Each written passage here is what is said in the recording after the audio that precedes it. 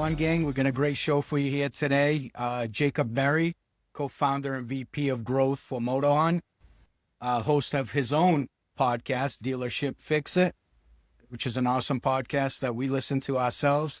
Jacob, welcome to the show, brother. Glad to have you on here, man. Hey, thanks, guys. Love to be here. We're excited, man. Thank you again for joining us. Let's start off with the icebreaker round, man. You ready for some fun? Let's hit it. Right on. All right, first question. What was your very first motorcycle or power sports ride? Ooh, the first power sport ride I had was my dad's ATC 125. I believe it was a 1983.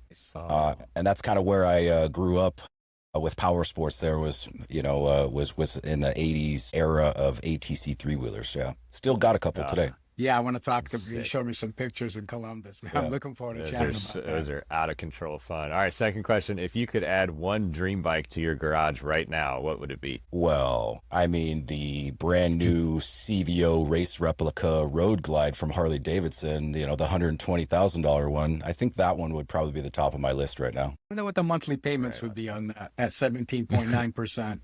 A couple thousand, yeah. All right, third question. You've worked at dealerships, startups, and podcasts. What's one job you'd never want to do again? Well, in my early days, before my actual career, I worked with my dad. He was a landscaped contractor, and that was early mornings, waking up, hard labor for 8 hours, come home tired. Yeah, I mean, I'll never want to do that again. That'll teach you the value of a dollar, though. Real quick. It sure did. It's tough working for parents, man. It's tough working for your dad. All right, question number 4. Beer at a dive bar or bourbon at a cigar lounge? What's your vibe? I think a beer at a dive bar, maybe with some karaoke going on in the background, and some trashy people for some good people watching, All right, so we know where you hang out now. All right, thank you. Yeah. Thank you for letting us know with that one. That's funny. You're on a long motorcycle road trip and your playlist is stuck on one band or artist. Who do you hope it is? Yeah. Wow. There's a whole bunch. I would probably have to go with some classic rock, and I'm going to go with some Pink Floyd. They got a nice long symphony that will last me a couple hours on that ride. Yeah. Nice. Good choice. Symphony is a good word for that. All right, if you could bring any guest onto your Dealership Fix It podcast, dead or alive, who's the dream guest? Well, I'm doing it right now. I got Serge, and right now. I'd probably bring on my grandpa. He passed away recently. Sorry, and it's okay. He's an old guy, and it was his time, but I'd like to have one more conversation with him. That's cool. That's really cool, man. Lived a full life, it sounds like. He did. Legit. All right, biggest pet peeve you see in dealerships today? Biggest pet peeve in dealerships? Well, I don't want to hurt anybody's feelings. Some of these guys have been around for a long time. My friends that have 20, 25 years, 30 years in the business, and they're just kind of stuck in their old ways. And what we see is a lot of the younger guys starting to come up and hit the high ranks and adopt some of the new processes and new technology. So my biggest pet peeve is just not being open to the idea that you could do it a better way. Nice. That's hard to see. You got the old school guys that just aren't adopting those new systems and strategies, and they've been doing it for years, putting in the manual labor, the sweat and tears. Yeah. And you got new kids on the block that come in and just rip it up. All right, what's the one piece of tech you can't live without? And a phone doesn't count. The one piece of tech I can't live without? Well, nowadays it's AI. We're using AI just about for everything at a minor or major level at this point, from helping me with writing stuff to image creation and, teaching me how to fix something, in my personal life. So AI is definitely one of those big technologies that have come around in the last couple of years that's crucial to a lot of the stuff I do professionally and personally. Fully agree, man. They need to work with this thing and play around with it because it is an absolutely amazing tool. Yeah. My wife is headed off for a volleyball tournament. She's coaching, and she's taking a Ford Transit van from a friend and noticed a rocker panel's missing. Took a picture of it and was like, hey, get me this part. And 5 seconds later, I have the right part instead of trying to, go through. Through AI? No kidding. Yeah, it's crazy. I use it for work and stuff, but I guess I'm going to try that then. I'll share an example with you. I'm wiring up some electrical lines. I'm not an electrical contractor, or I don't have any experience in that, but I kind of understand the basis of, 120 volt, electricity and how it's supposed to be wired up in a box. and I wasn't quite getting it right. And I did that same thing. I took a picture of my wiring of it going into, you know, the switches and where it comes out and all that stuff. And it told me, oh, well, you have this one crossed and just swap these around. And I was like, it helped me completely. Yeah. Unbelievable. Yeah. It's crazy. That's so amazing. Yeah, it's crazy. Insane. All right, 2 more questions to go. If you had to live anywhere in the world outside of the U.S., where are you setting up shop? Mexico. Yeah. Mexico. That's part of the plan. I want to retire on the beach, and you know, I'll still be doing internet type work for people, making some money there. But I'd like to sip my coffee out on the back porch, staring at the Sea of Cortez there. Nice. Sweet. That's a great spot. Yeah. Not a bad retirement.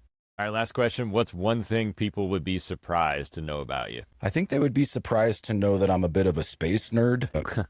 As a kid, you know, the space shuttle program was all the rage, and that kind of stuck with me. I mean, just as an example here, I put it on my adult mission to go visit the remaining space shuttles. I've seen them all. And I took my son with me this last summer to the Kennedy Space Center over there in Florida. We spent 2 whole days there. I don't even know if there's enough to do in 2 whole days, but we went back the second day because we needed to see more, and I was loving it. So And everything he that's feel the going same? on with, yeah, you know, he's 11, so, you know, he's like, oh, that's cool, Dad, but, you know, let's go see the next thing. You know, he's ready to move on. And I'm like, no, you can't understand how cool this is, but yeah, I love everything that's going on right now. I mean, we are in a whole new, you know, golden era of space with SpaceX and all this stuff going on there, and all these billionaires that are building rockets and flying to space. Katy Perry, you know, going up in the rocket. She is? So it's a whole new Anybody world. could be an astronaut. Yeah. Wow, Katy Perry and astronaut. Quotation marks. You didn't see that, Serge? Katy No, Perry is an man, astronaut now. I have no idea. Yeah. I have heard of Katy Years of Perry's training. name, but I have no idea who she is. I know she sings. Well, she's an astronaut now, so Okay. she gets to put that on her resume. Great, awesome, We man. just ticked off 1,000 people listening to this. Totally, yeah. great. Yeah, I'm not a fan, by the way. I was kind of pissed, but it also told me, like, hey, if she can go up, give it a few years and I'll be able to Yes. afford it. Wait, you're not a fan. Exactly, You yeah. just changed her. You just had her concert T-shirt on before you put the MotoHunt back on. Don't tell nobody, okay? Don't tell nobody.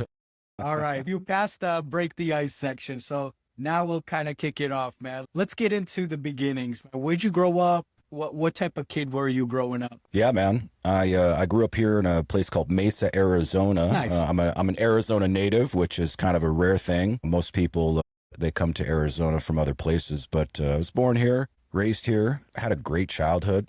You know, we were lower middle class. I'm the oldest of 4, and Really? my mom was around a lot. My dad was always working, got to work with him a lot. But it was a great experience out here in the desert, and hot summer days, you know, just kind of living the life out here as a kid, going to school and growing up. That's killer. You mentioned you kind of did some hustle with your dad, working in the landscape business with him. What were some of those first jobs that you kind of did before the powersports world came through? And was there anything that kind of hinted where you'd end up? Actually, no. I first started into the dealership business, we'll call it, in automotive. My career started after I went to school. And I went to school at a place called Wyoming Technical Institute after high school. It was a great technical college. I got an associate's degree out of a 1-year stay there in Laramie, Wyoming, and it was just a fantastic introduction. None of my family was really into cars or let alone motorcycles. You know, I had an ATC that my dad had. He barely kept the thing running, even though it was my first one. You know, it was kind of like my only one up until I was able to kind of afford my own things. And Sure. I had friends who would ride, and they would, introduce me to the sport. But yeah, man, I mean, my early days started, working on Mercedes-Benz. After the technical school, I was recruited out of that technical school at a job fair, and I moved to Texas, and that kind of started my professional career when I was, 22. So mechanics, were you, sorry to interrupt for one quick sec. Were you always relatively mechanically inclined growing up? I don't think so, no. You know, it took a fair amount of schooling. I always felt like I was the kid that didn't know as much as everybody else in the class. They all seemed to have some family that would introduce them into mechanic life or show them how to work on cars. I didn't have any of that stuff. Right. I just had a fascination with it, you know? I liked cars, and even down here in the Southwest, the lowrider culture, the mini trucking culture that was very hot and heavy down here in the 90s and the early 2000s. That's kind of what gravitated me towards it. And I always wanted to kind of build my own. And that was kind of my first jump into it, you know, and then I worked in the dealerships as a master tech. Gotcha. That segues into the next question perfectly. So we get the idea for the automotive. What pulled you into the power sports industry? Was it passion, opportunity? How'd that come about? Yep. When I was wrenching, you know, I was making some good money there in my 20s. And like every, you know, irresponsible 20-year-old, they buy what they don't need. And so, you know, I bought a Harley, I bought a new quad, and, you know, I was always an enthusiast at that time. I even did a little fair amount of racing, if you want to call it that. It was some low level, you know, type of, you know, basic racing on the ATV through the circuits down here.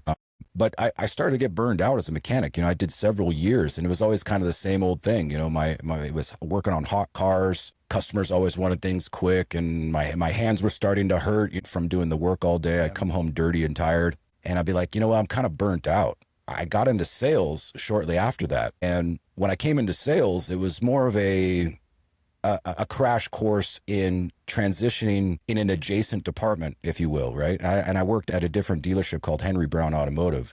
But I think what was my recipe that I was able to have some early success with is I had all that technical knowledge, and I was able to explain in the car sales side of it kind of how the car worked. You know, if you ask a salesman, you know, how does the internal combustion engine work?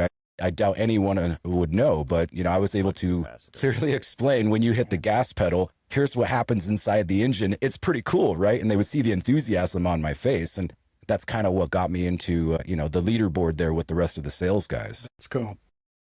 But shortly after that, and I'll wrap up my story here, but shortly after just, you know, working as a floor sales guy at the car dealership and kind of cutting my teeth, a job opening came available for the BDC manager at the dealership. And a BDC manager is, you know, just a fancy way of saying this is the person who gets all the incoming sales phone calls and all the incoming website leads, and you sit back there and you answer them all. And that really kind of morphed into more or less a skill set that allows me to communicate digitally using email and phone. And then, you know, back in those days, the early, you know, 2000s there, texting was starting to become really, really popular, you know, with Blackberries and the Nokias and stuff. And I was able to really, you know, top the leaderboard and kind of outsell just about every salesperson because I was able to leverage this new communication way using all my online, you know, resources, right?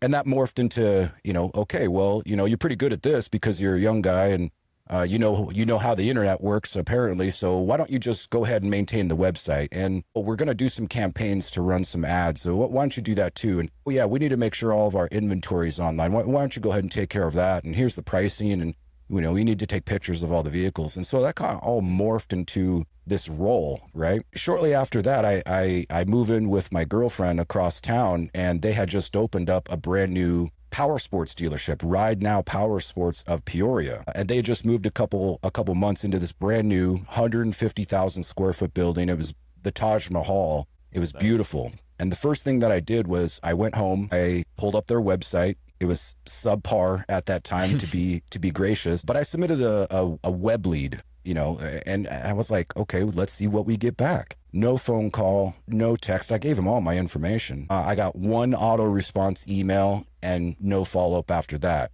And so I waited a couple days to see if there was anything after that, and nothing. And me knowing how to use all this stuff in the car business and looking at it through this power sports world, which, you know, the old adage is that they're always a couple years behind. I was able to kind of take that and set a meeting with the general manager, Bill Jeffrey at the time. And I go, here's how I can help power sports with this thing called online sales. And he took a little bit of a gamble, and he didn't really know what to expect. You know, within the next couple of years, we had the #1 store in terms of volume, in terms of profitability.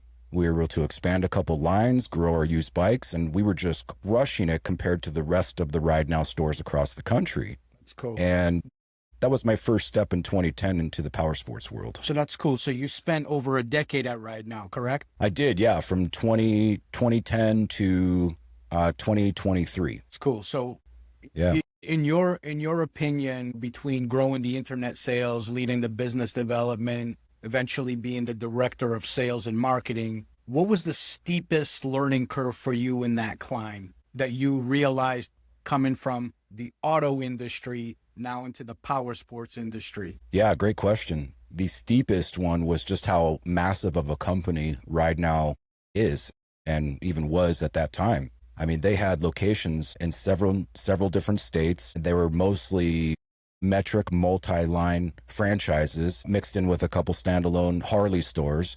So working at one location in the car business and then one location at first with the RideNow group at the Peoria location. And then they moved me into this director role at the corporate level. And now I'm looking at everything going, wow, this is a huge machine. Right. And even though we were the number one store, this process at this one store, I was tasked with building it out across the board for all stores because I proved it could work. And that in and of itself was a challenge because, like we opened up this call with my pet peeve, a lot of these operators, they didn't understand how this could improve their business. They just thought it was some voodoo that happened online and you would get somebody that walked in from seeing your online listing if you uploaded your inventory correctly. But that I showed them that's not the way it works, right? There has to be communication at first. Absolutely. And as we're here now in 2025, I mean, I'd argue that 90% of all of your sales start or begin as an online inquiry. That's a huge percentage. You mentioned the size of RideNow and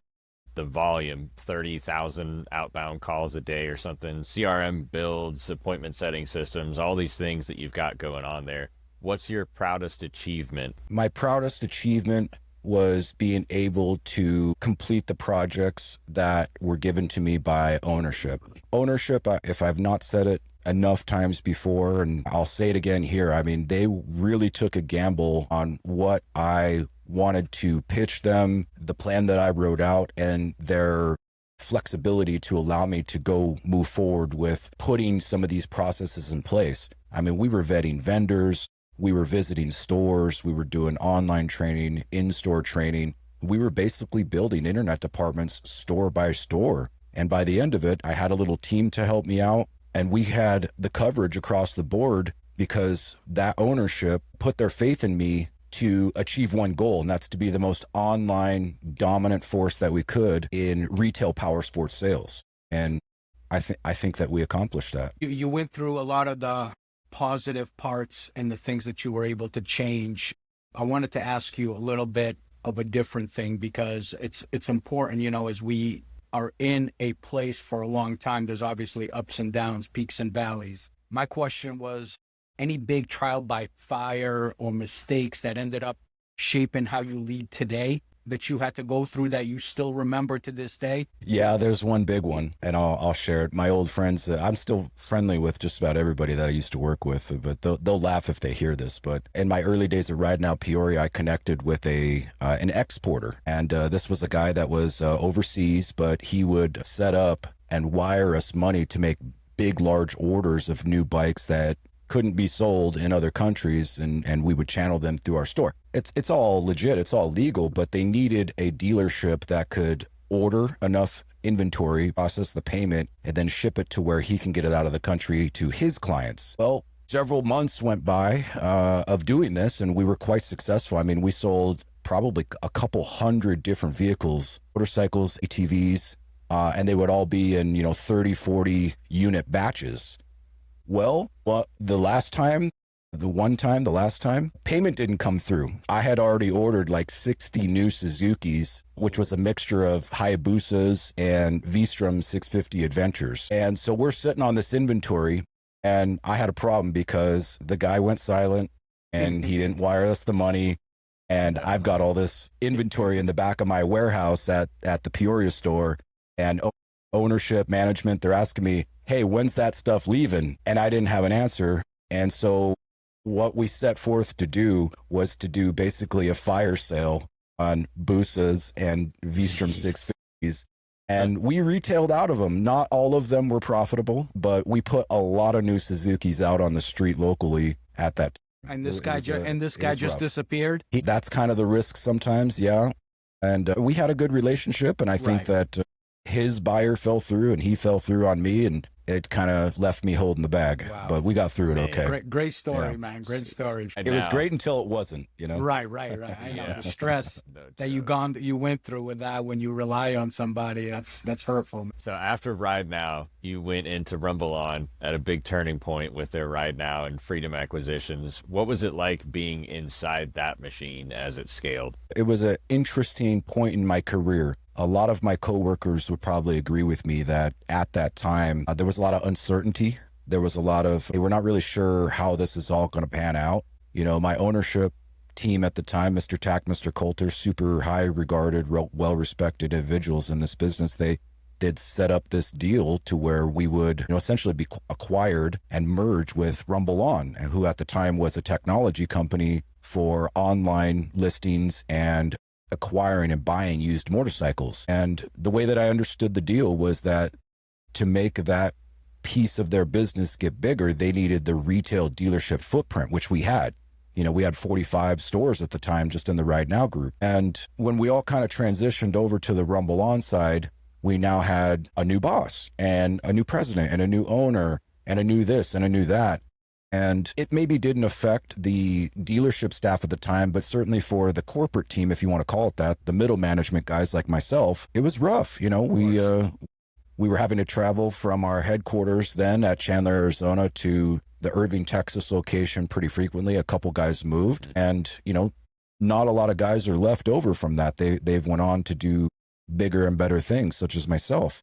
A couple of them are there, and they weathered the storm, and they've prevailed, and I'm super proud of them for doing that, because if you've seen any of the latest press releases, they switched from the RumbleOn group to the RideNow group back again, and the quote is that we're getting back to our roots as a dealership. I'm so happy that it's happened for them, and that they're kind of getting back to what made them successful in the first place, and that's to be the best retailers at the dealership level that they can be. What did you take away from that year that prepared you for starting your own ventures? What did I take away from that? Yeah, from the things that you were just talking about, that transition that hit you guys more than it hit other levels of that business. Just to make sure you got your ducks in a row. I learned that promises said are not always promises kept, and you still got to put your head down and work hard and hustle. I basically was rehired to a new boss that didn't know any of my past accomplishments, didn't build any trust with me, and in those first couple of months, you know,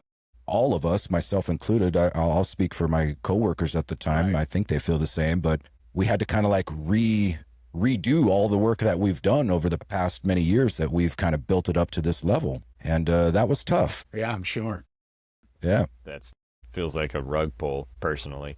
Maybe a little bit, you know, but if you look at any big business, I mean, this is par for the course. You know, they all kind of go through these things when you get to a certain level of growth and another company comes in and, you know, it's a little bit of a takeover, and, you know, people are flexing like, hey, I'm the boss now, and this is how we're going to run things.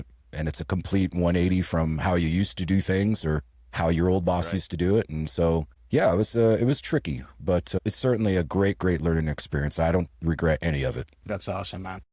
That is awesome. So getting into entrepreneurship and building tools. So then comes along AMP Digital and your own vision for helping dealerships grow through smarter marketing. What was the light bulb moment where you knew it was time to go build your own thing? When I got terminated, that was kind of the big force there, you know? That will do it. That'll do it, you know? It's like, okay, well, what am I going to do? You know, I'll be honest with you. I looked at some other industries and applied, and, you know, thought that I could transfer my success of what I had into another industry or an adjacent industry. But what I often found was either there wasn't a culture alignment, you know, because at the end of the day, I'm just a dirtbag biker, you know, that has gotten lucky in a few areas. You know, I would talk to a fintech guy, or I would talk to a medical supply company, or I would talk to whoever, you know, in terms of looking to get another job with them. And it just was like, man, this sucks, right? I miss Powersports. I want to stay in Powersports. That's where my roots were. That's where I had cut my teeth, and I want to continue my work in this industry. And so that's kind of what it was, you know, I think I still have work to do. I don't think I'm done yet with Powersports. Whether it was done with me at the time, I fought it and I said, I'm not done with you. And I just kept my head down, and I offered basically everything that I had for free. I turned it into ebooks. I turned it into webinars, to free coachings. And I slowly but surely earned customers at the beginning. Now, you mentioned Amp Digital. That's what I was talking about there, you know, in the marketing and the consulting. And I still have a lot of those customers with me today. But MotoHunt was the other thing that I was working on with my partner, Michael. And just a quick origin story about that. While I was still with RideNow Powersports, one of my tasks right around 2019, 2020, before the COVID pandemic, I was tasked with trying to figure out where we were as a company competitive with everybody else. It was a big, vague ask, but you know, it came and it stemmed from what we used to have called these inventory management meetings. And once or twice a month, a group of individuals, maybe 10 of us, including ownership and different directors, we would sit in a room for a couple hours, and on the big screen, we would put up an Excel spreadsheet that broke down our entire company's major unit inventory. New, used, Harley, non-Harley, off-road, whatever. We split it up into a bunch of different ways. And we would go line item by line item, and we would look at how we would want to price this thing in the future, whether it needed to go to an interstore transfer, whether to sell it off to auction and be done with it. And this would take multiple hours, usually over a day, a whole 8-9 hour day that we would sit in this room and do this. And I'm like, there's got to be a faster, better way to do this rather than just using Excel spreadsheets and a bunch of experienced men and women in a room talking about one unit at a time. And so I was kind of tasked with figuring this out to where we were competitively against all the other dealerships that carried the same types of models. And coincidentally, I had found Michael Massource, who's my partner now and founder of MotoHunt. And he had an early crawling technology that he had built from his days working at Google and Yahoo. Funny little thing about Michael is if you ever do a Google search and it gives you your results that you search for, but there's a little box that says what people also search for. He's the guy that basically invented that with his team at Google. Yeah. So he built a lot of features. That's probably the most notable one that's still there on Google when you do a search, but he's just a super brilliant guy when it comes to building the technologies around these things, right? And what I needed him for was to use his technology to build around our process of how we wanted to look at the competitive field on major units. And so him and I started down this road, and I was able to get some funding for this project. And we ultimately built the early renditions of what MotoHunt looks like back then. And it was kind of an exclusive tool because I was a RideNow advocate, obviously, at the time, and I didn't want my competitors to have this new fancy tool that we were building, and really took off. And we were able to develop it and include a whole bunch of features and a whole bunch of use cases into it that we didn't even think of when we were still doing it the RideNow process way. Fast forward, and the RumbleOn thing happens, and there was an opportunity to merge all these companies into one, but it all kind of hit the fan and everybody went their separate ways. And that's when we really started going out to the rest of the powersports industry and seeing if they had a need for it.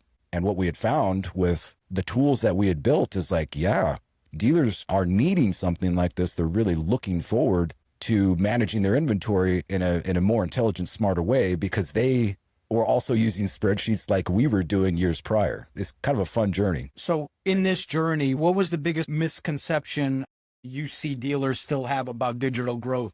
Well, it's the emphasis on it, right? And I don't blame them for this, but some of the old school guys, they focus on the dealership showroom. Yep. And what I was trying, and there's nothing wrong with it. Again, that's where you pay your rent and all your employees report to work, and you wipe down the machines on the dealership floor every single day, and you try to close up the deals on the showroom floor. But what I wanted to inject to them is that, hey, you have this second showroom called your virtual showroom that you'll get 100, 1,000 more times visitors to compared to your physical showroom. And they're looking at your inventory in the same kind of way. Does it look nice? Is it priced right? Does it have a description? Is it something that I can afford? Do you take trade-ins? What's the financing like? And they're making all these, very quick decisions on the spot while looking at your virtual showroom. And so just trying to teach and trying to just kind of enlighten a lot of these operators that, hey, you have to do both simultaneously. Do what you do on the showroom that you kind of, grew up doing in this business, but you have to look at it the same way when you are maintaining your website, which is your online piece. Yeah. Wow. Interesting. That is. All right, so moving further into your current mission with MotoHunt, you're now co-founder and VP of growth. For someone hearing about this for the first time, how do you explain what MotoHunt does for dealers and what it does in general? Yeah, I get asked this question quite a bit, like the whole elevator pitch. And I've got one prepared and I'll give it to you if you really want, but Fire away. Let's hear it. well, I like to ask more like, well, what are you doing currently to manage your inventory? I'll ask dealers this, right? Dealers, my main audience, Powersports and motorcycle dealers. I'll say, well, what are you doing to manage your inventory now? And I'll kind of flip the table on them, and they don't really have an answer. You know, they're, oh, well, really? You know, they don't have a common. They don't have a common answer to come back to you with like a CRM system. They go through their DMS, and Right. we look at aged, and I'll pull up my competitor's website and see what they're selling theirs for. Or I'll go to Cycle Trader and see if I can search it on there. And Yeah. oh, okay, great, that's great. And next question: how do you acquire used bikes? What kind of tools are you using to do that? And how do you intake it? What does that look like for you? They're like, oh, you know, we put a number on it through JD Power, and you know, my guys take it in, and you know, we'll get to it in service when we get to it, and you know, try to make some money on it. And what we found is like there's no real like hardcore process that fits with most dealers. And so if I were to give my elevator pitch now after learning those questions, you know, what we built was a fast, a smooth, and a friendly UI to help dealers pull all of this stuff into a one pager. That's what I always like to call it. If you look at the current landscape right now, not using tools like mine, they have to go to a dozen different websites just to get any type of intelligence or valuation on any given make or model. And it's subpar at best, right?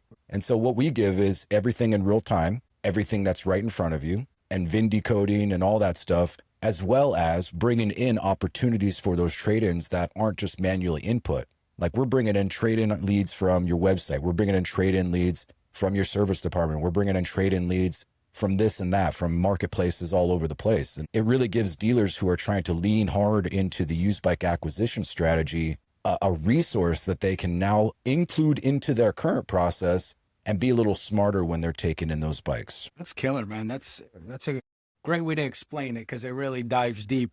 But obviously, inventory management and appraisals aren't the sexiest topics to speak about, but they are the backbone of the profitability, right? What's the real pain point that you're solving for these dealers? Well, it's that, right? So I disagree, Serge. I think that inventory management and appraisals are sexy as hell because everybody seems to be talking about it.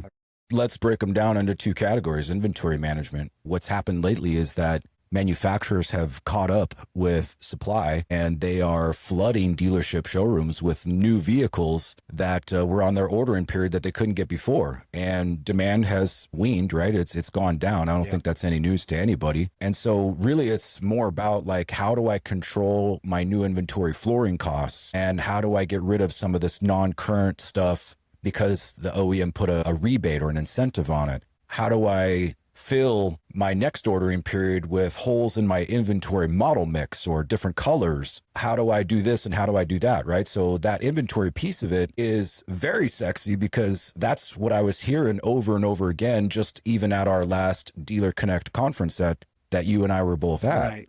Now, when it comes to appraisals, used bikes is where dealers are making profit nowadays, right?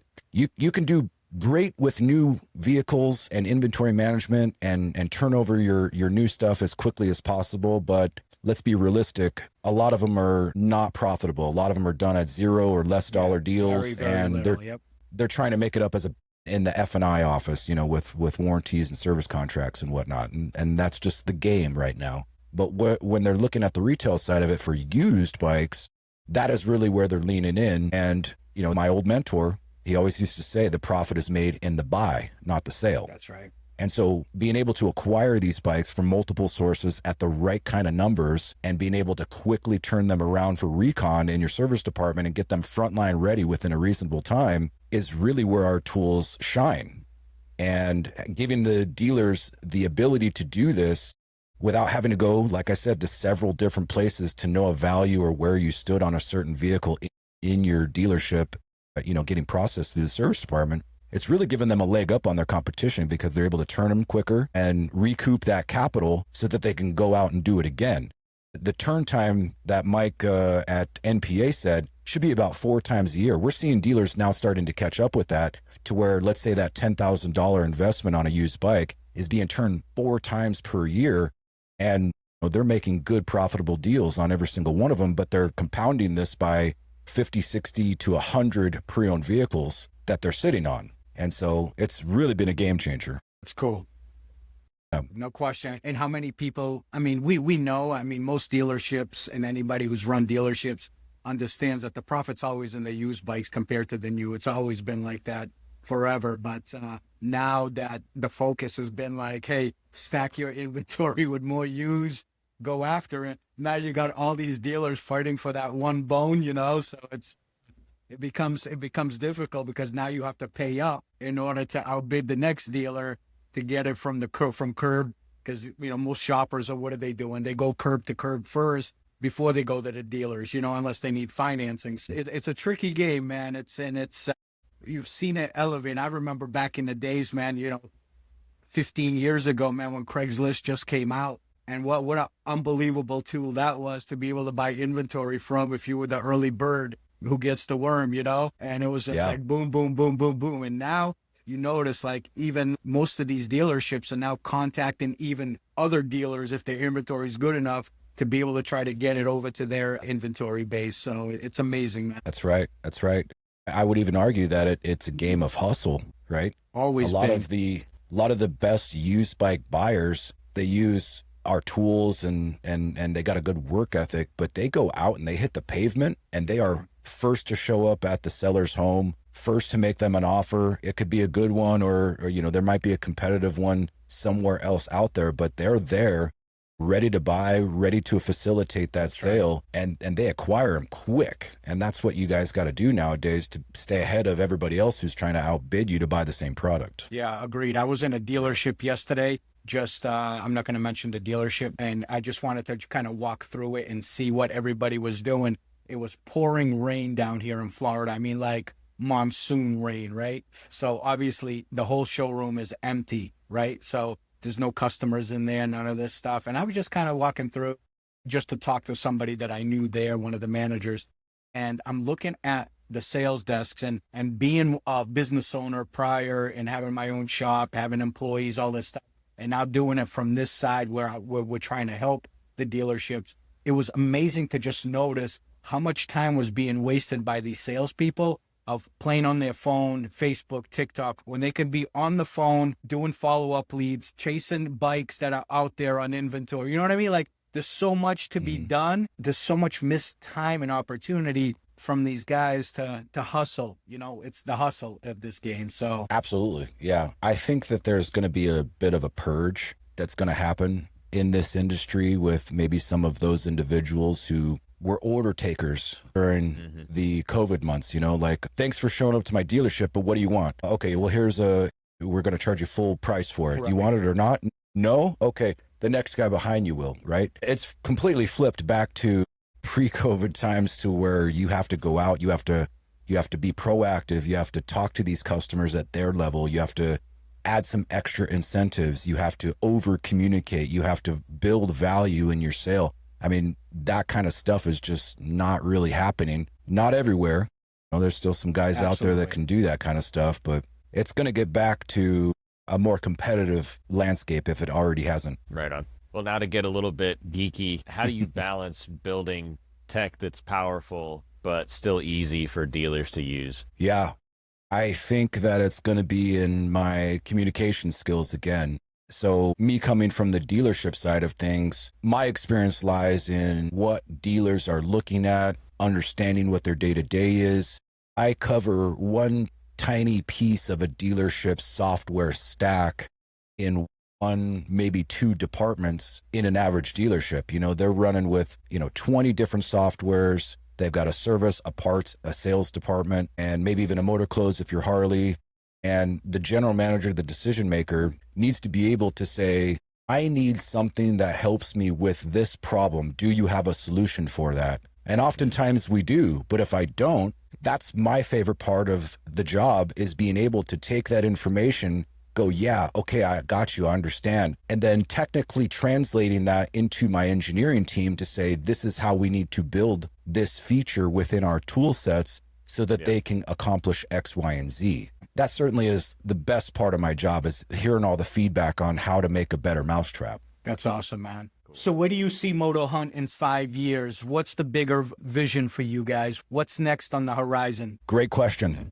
I want to see MotoHunt in every single power sport and motorcycle dealership in the United States. I want to expand into Canada for our Canadian brothers up there. That's right. And I want to be the premier trusted source for dealerships to go to when they have any type of question about their inventory or anybody else's in any segment, any brand, or any condition in the United States. That's what I want.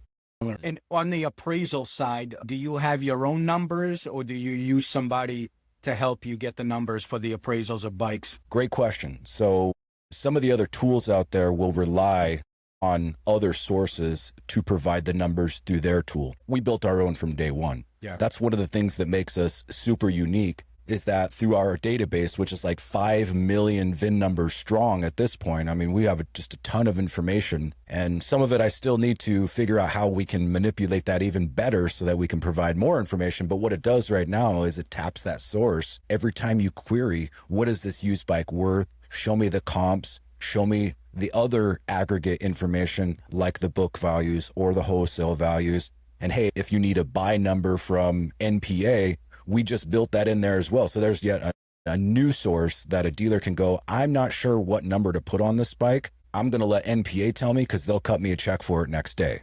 Right. Yeah. Good point. Yeah. Good point. Yeah. That's awesome. It's been a really great partnership. We're rolling it out. We announced it at the NPDA Dealer Connect there, and it's gone bananas. That's great, man. That's great. They're a great, I mean, that's a company that just... Yeah. All right, man, let's hop into the podcast story. How did Dealership Fix It come about? You're a podcast host yourself. Tell us the story there. Yeah. Well, right around the same time, I was starting AMP Digital and still working on MotoHunt. I joined another podcast called the Dealership Fix It podcast, and the host at the time, his name is Brian Croft. Super cool guy. He had been putting on this podcast for a couple of years at that point. I think he kind of started during COVID, lockdowns happen, and I think he had some extra time on his hands, and he said, he's going to start a podcast. But he was consistent with it. And through his early days at Cycle Trader and the other stuff that he did in his career, he was able to bring on guests and talk about different aspects of the dealership, either managers or vendors or consultants or other people. And I came on as an inventory guy talking about how you can merchandise your inventory a little bit better. Well, coincidentally, and this is why I feel that I'm a very lucky man in these regards, but coincidentally, a short time after that podcast, he called me up out of the blue and he said, you know what? I'm taking on another job. I think that the podcast might be a conflict for them. So I either need to shut this thing down, or we had a really great podcast together. I'd like to offer it to you. And I agreed, and I said, how much? He gave a number. I was like, done. I'll write you a check now. And I got all the rights to it. I got all the old episodes, and I got even some of the equipment, that he sold me. Great. It was basically an entire, package that I got out of this deal. Turnkey. Killer. And we've been able to elevate it even further because I've got some connections he didn't. So I've got to be able to bring on some really cool guests and talk about some really interesting subjects and just kind of go over the dealership problems that people are needing solutions for. And we've been able to elevate it with a video component, and it's just been a great love. Yeah, for sure, man. For sure. We feel the same way, man. It's like just hearing your journey. I love it, man. It's because I'm so passionate about this, and we both are so passionate about this industry, and to just hear how people have come up through the ranks. I want to touch back for 1 second. You said that, you loved knowing that, talking to people, and you've had some great guests. What's been your favorite story or piece of advice shared on your show so far that you really have taken with you? Yeah, well, the most memorable conversation that I had over the couple years that I've been doing it was with a guy from the Motorcycle Mechanics Institute. And it kind of touched a nerve with me because I came from a technical school when I was in my 20s and I learned how to work on cars. And this was a guy that was an admissions director, and he was talking about training the next generation of service technicians in the motorcycle and power sports industry. And as you guys may be aware, that quality and qualified and trained service technicians are at such a low supply for dealerships that they'll overpay somebody, they'll recruit and poach. And I mean, the technician workforce in this industry for automotive and power sports has just dwindled over the last couple years. And so we really kind of got into it because I shared some of my experiences and he shared what was going on and maybe how the younger generation is just not into working on vehicles anymore. You know, everything's kind of computerized and computer controlled, and there's not really much wrenching anymore. It's just plug in a laptop, diagnose it, replace the part, and move on. You know, so some of the excitement isn't there in the service industry anymore. And we really kind of talked about why that was and kind of what the problems were. And there's many of them, but that was a really, really fun and interesting episode. And it's got a ton of views on it as well. That's great, man. Yeah. I've felt that, you know, from owning a shop, we've done, basis of our work was always custom builds. And how many people that I've tried out and like even that have come to the shop that I've hired on an attempt to hire basis to see how they work out, and how lack of knowledge that they had and skills that they had from these schools, it hurt, man, because I'm like, what are they teaching them? Like the basics, you know, even just simple basics were very hard for them because, like you said, all the new stuff, all the new bikes, it's plug. They'll tell you exactly what it does, but they can no longer hear it, feel it, riding it, you know, they just don't have those bases, man. That's great, man. Yeah, that's a very big one in my heart too, man. It hurts to, because Ben and I have spoken to a couple of instructors from these technical schools, and the only thing we hear is how little the enrollment is. And, you know, I don't know, man, it breaks my heart. You know, these kids are getting into these colleges and having these $300,000, $500,000 balances when they graduate, and then they're waiting tables, and we can't even feed the technical schools in the same manner to give these kids an opportunity to better their lives for the future. So I feel the pain. It's a real shame. It's a real shame. And Mike Rowe is a great voice to listen to when it comes to trades, you know. And one of the most famous things he said was, you know, for the past 15 years, we've been telling our youth, go to college, get a 4-year degree, and you'll get a really high paying job. And, you know, somebody else will do the labor trades, you know, the plumbers and the electricians and the mechanics. But we listened, you know, and I think that's a big cultural thing for many industries that are suffering right now with, you know, nobody that wants to be trained on these trades anymore. And that's a real problem. I don't have the answer to why that is or how we can turn that stuff around, but it's going to be a real bigger problem as time goes on and we don't get these trades back up and get more younger individuals involved in them. I mean, a lot had to do with all the industrial jobs leaving, you know. I mean, our country really abandoned the industrial scene for a very long time, you know. So what happened is these people, I mean, me, I'll just give you an example. Growing up in South Boston area, we had a lot of mills around that area, right? And when in the late 80s, when all that stuff was kind of outsourced to China and every other country, I mean, the drugs that poured into our area was unbelievable because you had a lot of people from the old countries, whether it was Portugal, Italy, Ireland, wherever they were coming from, working in trades and different trades that they came up with. And now all of a sudden, these people are thrown into the work reality of like having to get a whole new career. And it was a mess. It was a mess. So now hopefully with President Trump, he's putting a lot of emphasis on trying to help the technical schools and get these kids back into not necessarily college, into getting a trade. Look what plumbers are doing, skilled electricians, all these guys. I mean, they're making great money, a lot better than most of these college kids coming out of school, waiting tables, man. Yeah. Yeah, that earlier too. That arts degree didn't do you much good. Yeah, man, no, man, that's for sure. All right, here's the fun question, man. So what is the biggest thing or biggest things you've learned from sitting across the mic from industry folks? Oh my gosh. Well, I mean, I've learned so much, but what really kind of, you know, gets my juices flowing is I'm in a curious mode every single time I talk to somebody because everybody's always got something super interesting to teach me. I approach this whole podcasting business, if you want to call it that, just more of a teach Jacob what it is that you're doing, and everybody else can listen if they want. That's right. You know, we've got some production value around it, and we try to kind of format it, of course, and I lead the conversation as the host on mine. But the 80s style is awesome, by the way. Thank you. Yeah, that's a very important branding decision we went with. But yeah, I mean, we bring on so many people from so many different walks of life, different experiences, different perspectives, that I just soak it up as much as I can. And I use a lot of this in my own terms, in my own business. Here's one big example. I am not a book reader. I don't have time for it. I probably have some type of weird affliction that, puts me to sleep every time I turn a page on a book when I do try to read one. So it's always been a real issue for me and my learning capabilities. I can scan and I can look at a computer screen for hours upon hours, but opening up an actual hard book and turning pages, it just doesn't click for me. One of the guys that I worked with, John Lyon from Wilkins Harley-Davidson, he's an avid book reader. And he kind of helped me with that click that I needed to say, you got to take time for personal development. If you can't read a book, listen to it. And that has put me on a whole nother path of learning different subjects, different business operations. There's a whole wide range of books out there that are available on audio. And so that was like the biggest thing that has like personally changed my life for the better, is just by having a simple conversation with him about it. That's cool, man. That's cool. Yeah.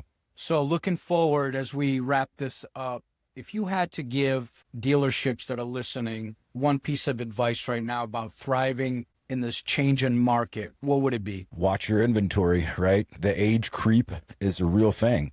You know, if you're not turning your used bikes, or you're not watching your age on your new bikes for flooring, that will bleed you dry and you will probably close down. We've already seen a bunch of different dealerships, a lot of them Harley-Davidson's dealerships, that are just shutting their doors because they can exit through some type of franchise loophole and sell off the land and, whatever, right? And there's multiple reasons on why they do it. But I think the biggest one is because the retail is not there and they're not watching what inventory is doing, and they're not, really being proactive around it. And they're just kind of waiting for customers to walk through their door, say, oh, I'm going to buy this bike. I mean, that's a terrible, terrible strategy or process. And on top of that, Harley abandoned them for the last 5 years anyway. So, I mean, what's been the biggest complaint is that no dealer connection between upper management and the dealerships. And, through the hardest times is when you need your dad to be able to say, hey, kids, this is what we got to do. And, they completely abandon him. It's a situation for an amazing American company that drives me crazy. Sorry.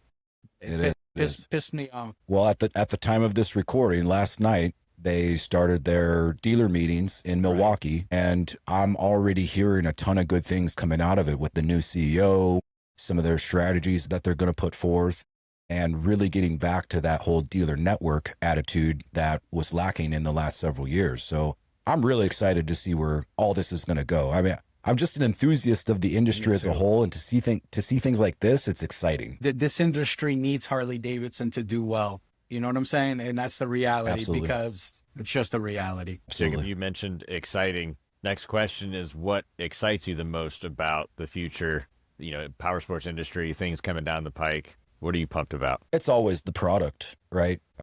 When I stepped foot into this business, 2010 was not a great year for some manufacturers. They were kind of building some boring things, not all of them, but most of them were like, it's neat. It's still a motorcycle. Motorcycles are inherently just cool, but there was nothing really like titillating about it, right? When you looked at Polaris at that time, they had just come out with the Razor, and it had trailing arm suspension and long travel, and it was 65 inches wide. And a guy from the desert who grew up on off-road first before motorcycling, I was like, whoa, what is this thing, right? And just to see the evolution of the sport side-by-side market, and really the side-by-side market as a whole, has been where a lot of my fascination has been. And then you got other companies like Ninja making the H2 and a turbocharged, motorcycle that does 200 miles an hour. It's like, that's incredible, right? So I'm always excited about the OEMs, as much as I throw caution to the OEMs about how much inventory they dump on our dealers. And so their consistent R&D being a couple years ahead of where we're at now, and seeing what they release after all that money and time has gone into it, is really fun and really exciting. And that's what drives me the most. It's cool, man. That's cool. I was telling you, I was at that dealership yesterday and walking through and just seeing all the newer models from BMW and Triumph and all these. Yeah. I mean, I was like, damn, man, like they've come a long way, you know, just everything is just, I don't know, I'm excited too, man. I want this industry to survive and I want the dealers to do well and I want more people riding. And I feel exactly like you do.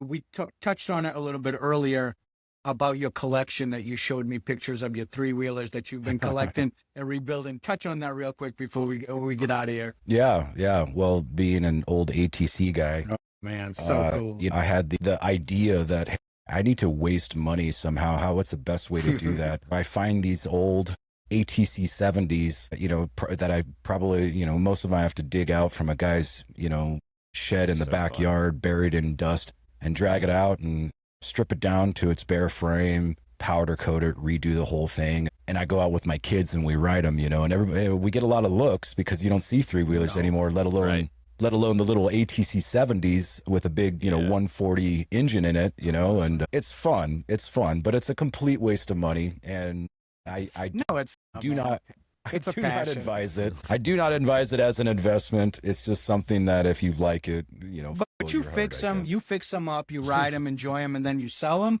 or do you collect them? No, that's the worst part. Is I keep all of them because I love them all like kids. You know, I don't sell any of them. You're still a young man, and so you know you got kids coming up. So the longer you hold on to that stuff, redone, and I mean, it's just.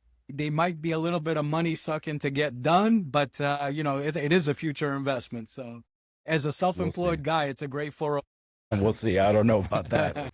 So Jacob, we'll add MotoHunt.com and we'll do the Dealership Fix It podcast links to YouTube, Spotify, Apple in the show notes. Where else can people follow along with your journey and what else do you have going on? Yeah, man.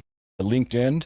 I'm pretty active on there. I write a lot of content. I put a lot of stuff that I've learned or have experienced out there in a helpful way that, you know, if a dealer is watching my stuff or listening to my podcast, my hope is that they pick up something that's useful to them, little nuggets here and there, and they go, oh, that's interesting. Let me think about that or try that out. And let me make one correction there. MotoHunt.com is our consumer marketplace for listings.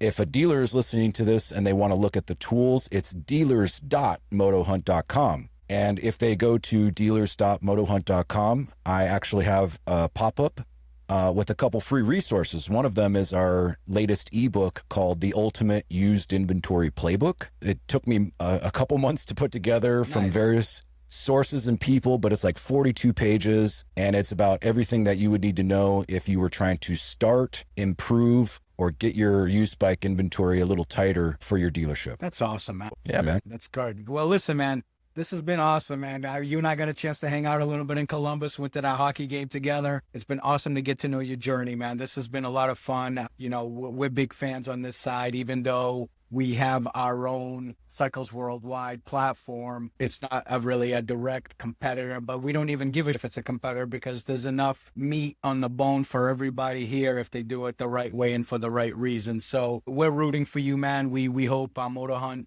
continues to grow and succeed because it's very important for our industry for it to happen. And love your voice on the podcast, man. I think you do a great job getting a lot of information out to dealers to help. And I think it's important that in this shrinking market of the power sports industry, that voices like ours, our shows, continue to bring on great people to talk about this industry and share their passions and their values and what they see and what they want to happen, because it's the only way we're going to bring that next generation following us. So keep up the amazing work, man. It's been an honor to get to know you, and I'll definitely call you a friend now. So it's awesome to see, man, and just continued success. You're in the friendship level, man.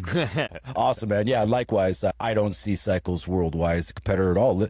Hey, dealers, list your inventory on both places. You know, you turn the water on and all boats rise, right? That's right, brother. Exactly. And so, yeah, I mean, it's definitely resources for the dealers to take advantage of. Here's two right here that you can, you know, get it done Agreed, today, man. Agreed. Yeah. It's so important. Absolutely. The more rise, the more sales. It's more than just the dealer doing well, we do well, the dealers do well, the industry does well. Yeah. So it's keeping the torch alive, you know. I have one question for both of you guys, if you don't mind. I'm reaching into my host piece of it. Let's do it, brother. What do you think it's going to take for the younger generation as riders, as future buyers of these vehicles? What do you think it's going to take to get these guys to step foot more into our industry and take the leap and buy a new motorcycle or a new off-road vehicle? From what I'm seeing on the younger, and I'm talking young level, I'm talking middle school and even maybe into the high school area now, where these kids are all jumping on electric bikes, right? So they got all these electric motor, like before kids would pedal to school. Now everybody's doing 90 to school, you know, with a helmet on and a backpack, right? So I think, even though I'm not necessarily an EV guy at all, but I love the fact that at least they're understanding how to control a vehicle that has power, right? So my thought is, if this continues and these kids, more and more of them get into this, I think it will lead to more kids as they get into maybe after college, where they get their job and or whatever, or after trade school when they get their job and they have a little money to be able to take that next step and get something like a Harley or a badass BMW or whatever, you know, whatever the bike is. I think we're going in the right way, but I think one of the things that we do as an older generation, and I'm guilty of it, but I heard somebody say something very important about it. He said, you know, I always say, well, you know, this younger generation, they don't have the drive, they don't have this. And it's really our fault for that, because we are the teachers. We have the experience. They may not listen to it now and they could go through one year and out the other, but they'll understand as they get older. So our job as parents, fathers, mothers, if you love the motorcycles and you love this industry, is to consistently educate them, show them, talk about it. And the more you introduce this generation into something, I think the more that they're going to accept it as they get older. I mean, that's my vision. Yeah, that's a good answer. For me, it's meeting them where they're at. If we look at what's happening with the younger generation and how unfortunately, they're getting these dependencies on devices at such an early age, and it goes way beyond, you know, just a cell phone in their hands. But it's also removing them from the outdoors, from adventure sports, from extreme sports, from skateboarding, you know, the gateway drug into dirt bikes and the motorsports world, etc. Getting them out on the water, on, you know, power boat, wake surfing, all that kind of stuff. So I think that we kind of got to consider a guerrilla marketing approach and send our soldiers out who are content creators for this industry. So when they're on their devices and in their phones, it becomes cool and exciting again. I know you're an 80s kid. You remember the 90s and Travis Pastrana and the X Games and all this awesome stuff that we came up with. That's right. We didn't have phones. We had TVs to check that stuff out. And the next day at school, dude, did you see that last night or whatever it was? They're siloed into their content, and these algorithms are already getting a hold of them at such a young age that we have to flood their devices, flood their platforms with more content that catches their attention. Because it's the fight for their attention has started at such a young age now that I think that that's really the only way beyond the parents. Like Serge made a great point, but I think to get to them on their level, we have to get more content in front of them. Maybe we'll get Mr. Beast to do something in the motorcycle world here. It's funny. The other day I was flipping through and I saw Tony Hawk and I'm like, wow, that dude got old. And then I looked in the mirror. Yeah. Then I looked in the mirror and I'm like, wow, that dude got old. But these are the guys that I grew up with. I mean, I was a huge Tony Hawk guy growing up. I mean, he was, you know, you can catch him on a Saturday on ABC Wide World of Sports doing some skateboard competitions. Right. I mean, we didn't have the devices to look at. I think another thing that the question, just one more thing before we sign off, is Ben touched on it too, is feeding them with that. And I think to create a streaming service, and that's one of the visions for Cycles Worldwide, is to be able to showcase them more of like smaller track races, different stuff that they normally wouldn't get to see, and give them that visual I think is so important, because you turn it on, you turn a TV on, if a kid turns on a TV, I mean, it's always the usual, right? The football, the basketball, the baseball, you know, whatever it is. And then that's it. I mean, that's what you get on the television. And the power sports industry has really, I mean, for MotoGP, you need a specific channel or subscription. For dirt bike racing, you need a special, you know. So if we can create something that kind of gives it to them and kind of throws it into their feed, like Ben was saying, I think that would help too, because visually, it's more beautiful than football. It's more beautiful than baseball. It's more beautiful than basketball. When you see that horsepower and what those machines can do, the jumps, the cornering, I mean, that's just a Picasso painting to me. So, spiritual in a sense. Yeah, spiritual in a sense. Yeah. Oh my gosh. Bless him. He's one of the founders of extreme sports, and everything he's done, he's earned. So he's a good dude too, on top of that. Just like Travis is too.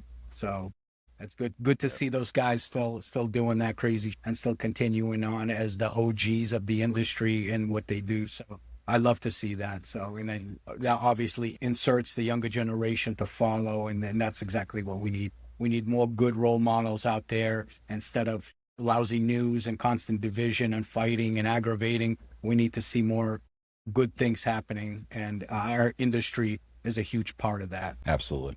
And I couldn't agree more, guys. Yeah, and that's how we'll leave leave it. Would you say it anything differently? I would argue affordability, right? If we want to look at the economic perspective of it, you know, when I was a kid, you know, you can get into a 250 or 450 dirt bike, you know, for a couple $1,000. Yeah. You do that now, all of them are over 10,000 new ones, you know? Yeah. And dirt bikes are kind of a piece of the industry that is not as popular anymore, right? The side-by-sides are probably arguably the biggest piece of our industry, second to Harley-Davidson, right? And so when you look at an average side-by-side, even a two-seater, I mean, these things are approaching $25,000, $30,000 for some of the souped-up ones. It's like, gosh, that's a car payment, you know? And I think that a lot of the introduction into the sport is a financial barrier in a lot of sense. And I think that's why CF Moto is a good company, man. Great point. Yeah. And my hat's off to the OEMs again. I'll give them their flowers yet again on this one podcast here, that I think many of them are seeing this and they're trying to introduce a lower entry level model, you know, that sub 10,000 par, right? You know, that new motorcycle that Harley's got coming out. Yeah, six grand. It's a 450 cc bike. Yeah, hey man, whatever it takes, just do it, man. It help. I mean, even a used Harley's expensive. So, you know, it's not easy to go and even, I mean, you have to buy a real old Harley in order to be able to own a Harley. You know, if you're a working class person and, you know, you can only make so much, but you want to ride, you're right. Affordability is a humongous part of it. Yeah. All right, brother. Cool. Well, thanks for your time, man. Thanks for sharing the journey with us. And it's been awesome. And obviously we're going to see each other down the road everywhere. And I'm excited for that, man. Looking forward to sharing a beer with you the next time I see you. Yeah, looking forward to it. Thank you, guys. Yeah, thanks, Jacob. Be good. Still guessing what to pay on a used bike? Still holding aged units that just won't move? It's time for a real system. MotoHunt's ultimate used inventory playbook shows how the best dealers are finding better inventory, pricing trades right, and turning used bikes faster with fewer mistakes and more margin. It's short, real, and free to download right now. Visit dealers.motohunt.com to grab your copy or check for the link in the notes.